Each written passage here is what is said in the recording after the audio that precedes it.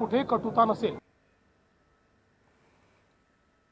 पंतप्रधानांच्या जॉर्डन दौऱ्यादरम्यान झालेल्या सामंजस्य करारांबद्दल परराष्ट्र व्यवहार मंत्रालयानं आज पत्रकार परिषद घेऊन माहिती दिली।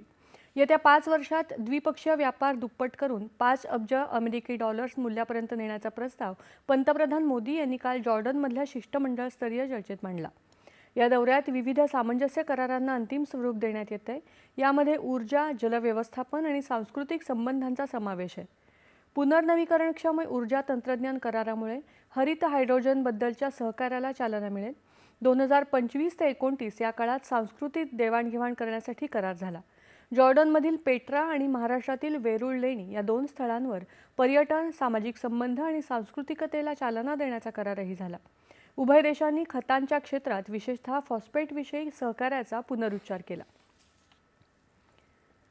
दक्षिण नौदल कमांड कोची इथे आज